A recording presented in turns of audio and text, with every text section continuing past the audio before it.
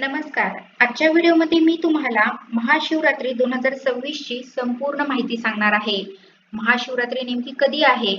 पूजा कशी करावी? पूजेचा शुभ मुहूर्त, कोणता मंत्र म्हणावा? महत्त्व काय आहे?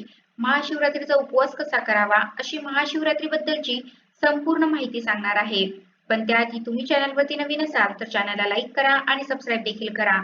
कमेंटमध्ये श्री स्वामी समर्थ किंवा हर हर महादेव किंवा ओम नमः शिवाय लिहायला विसरू नका. लवकरच महाशिवरात्री जवळ येते. महाशिवरात्री हे शिवभक्तांच्या दृष्टीने तर अत्यंत पवित्र असे एक व्रत आहे आणि महादेवांच्या भक्तांसाठी महाशिवरात्रीचा दिवस पण अतिशय महत्त्वपूर्ण असतो. दरवर्षी माघ महिन्याच्या कृष्ण पक्षाच्या चतुर्दशी तिथीला महाशिवरात्री साजरी केली जाते. तर यावर्षी रविवार दिनांक 15 फेब्रुवारी 2026 रोजी महाशिवरात्री साजरी केली जाणार आहे. महाशिवरात्रीच्या दिवशी निश्चित कालामध्ये केलेल्या पूजेचे विशेष महत्त्व असते. पण त्या अगोदर महाशिवरात्रीच्या दिवशी ब्रह्ममुहूर्तावर सकाळी लवकर उठून आपल्याला स्वच्छ स्नान करायचं आहे. शक्य असेल तर तुम्ही स्नान करताना पाण्यात थोडं गंगाजल मिसळून स्नान करू शकता. स्नान केल्यानंतर स्वच्छ किंवा शक्य असेल तर पांढरे शुभ्र वस्त्र परिधान करावे, कारण महादेवांना पांढरा रंग अतिशय प्रिय आहे. त्यानंतर व्रताचा संकल्प करावा. या दिवशी अनेक भक्त महाशिवरात्रीचा उपवास अगदी भक्तिभावाने करतात. तर शक्य असेल तर महादेवाच्या मंदिरामध्ये जाऊन या दिवशी महादेवांचे दर्शन नक्की घ्या. महादेवाच्या शिवलिंगावरती जलाभिषेक करावा. तुम्ही दुधाचा पण अभिषेक करू शकता किंवा फक्त जलाभिषेक केला तरीही चालू शकतं. भस्म लावावे, बेलपत्र वाहावे, जी काही आपली पूजा आहे ती करून घ्यावी. त्यानंतर ओम नमः शिवाय, ओम नमः शिवाय या मंत्राचा किमान 1 ते 11 माळी जप करावा. शिवस्तुतीचे पठण करावे. शेवटी आरती करून महादेवांना नैवेद्य दाखवावा. शक्य असेल तर महाशिवरात्रीची कथा वाचावी. धार्मिक मान्यतेनुसार या दिवशी व्रत करून जो कोणी मनोभावे शिवलिंगावर बेलपत्र अर्पण करून जलाभिषेक करतो त्या भक्तांवर महादेव प्रसन्न होऊन कृपा करतात.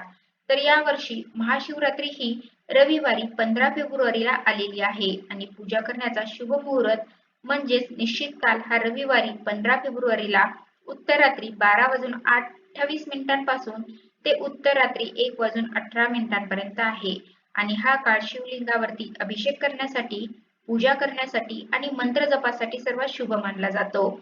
या दिवशी दिवसभरात तुम्हाला कधी जमेल तेव्हा तुम्ही मंदिरामध्ये जाऊन महादेवांचे दर्शन नक्की घ्या आणि शिवलिंगावरती एकतरी बेलपत्र नक्की अर्पण करा.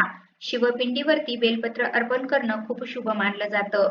या दिवशी मंदिरामध्ये विशेष पूजेचे कार्यक्रमाचे आयोजन केले जाते. या दिवशी ओम नमः शिवाय, ओम नमः शिवाय या मंत्राचा जप मात्र अवश्य करा किंवा तुम्ही महामृत्युंजय मंत्राचा देखील जप करू शकता. कारण महादेवांना भोळा शंकर असं म्हटलं जातं.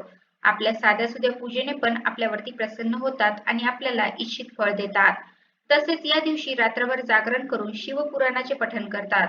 महाशिवरात्रीचे व्रत मनोभावे केल्यास विशेष फळ मिळते आणि धार्मिक मान्यतेनुसार याच दिवशी भगवान शंकर आणि माता पार्वतीचा विवाह झाला होता.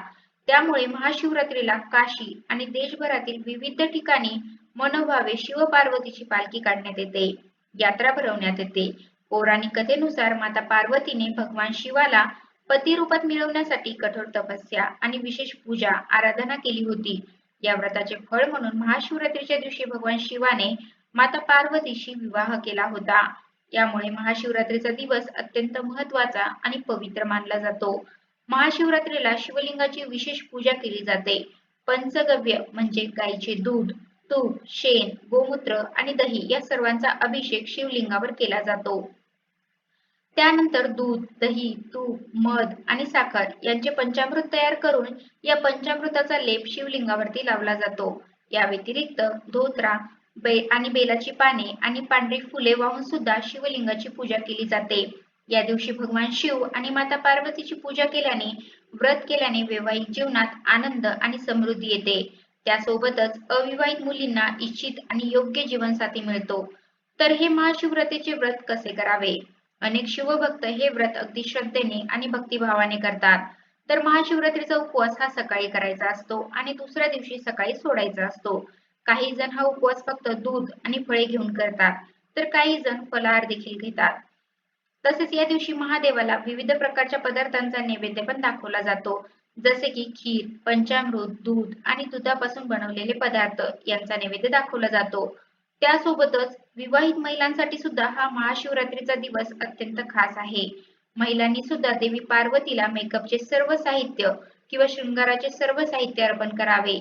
महाशिवरात्रीला बेलपत्र, भांग आणि धतुरा शिवलिंगावर अर्पण करणे अत्यंत शुभ मानले जाते.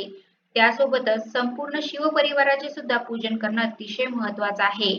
त्यामध्ये भगवान शंकर, भगवान गणेश, कार्तिकेय आणि माता पार्वती आणि नंदी महाराज यांची पूजा करून त्यांना वस्त्रे अर्पण केल्याने विशेष फल प्राप्त होते.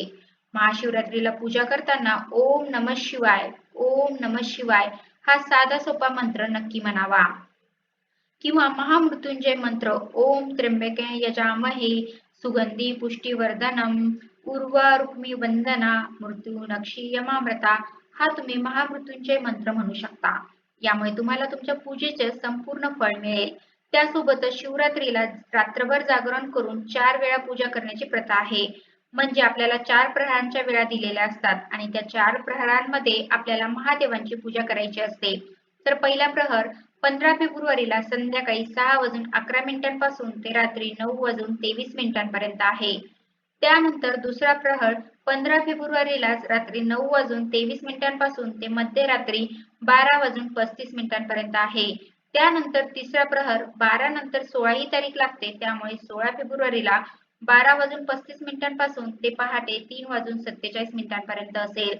आणि 16 फेब्रुवारीला चौथा प्रहर पहाटे 3:47 पासून ते पहाटे 6:59 आहे. तर असे हे जे काही 4 प्रहर सांगितलेले आहेत, हा काळ पूजा, आराधना आणि जागरणासाठी खूप शुभ मानला जातो. या दिवशी आपण महादेवांची पूजा करणारच आहोत, पण त्यासोबतच तुम्ही या दिवशी रुद्राभिषेक पण करू शकता. कारण या दिवशी रुद्राभिषेक करणं पण विशेष फलदायी मानलं जातं. त्याचं फळ आपल्याला हजारो पटीने मिळतं अशी मान्यता आहे.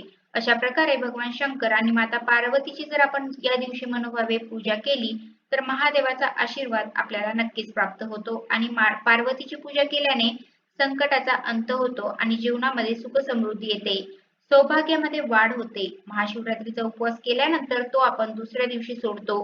म्हणजे व्रताचं पारण आपण दुसऱ्या दिवशी सकाळी करावं.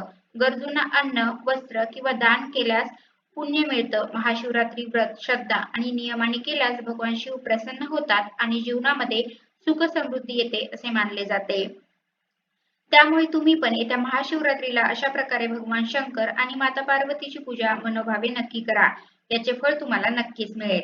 तर अशा प्रकारच्या व्हिडिओमध्ये मी तुम्हाला महाशिवरात्री 2026 ची संपूर्ण माहिती सांगितलेली आहे. महाशिवरात्री नेमकी कधी आहे, पूजा कशी करावी, पूजेचा शुभ मुहूर्त, कोणता मंत्र म्हणावा, महत्त्व काय आहे, महाशिवरात्रीचा उपवास कसा करावा, अशी महाशिवरात्री बद्दलची संपूर्ण माहिती सांगण्याचा प्रयत्न केला आहे.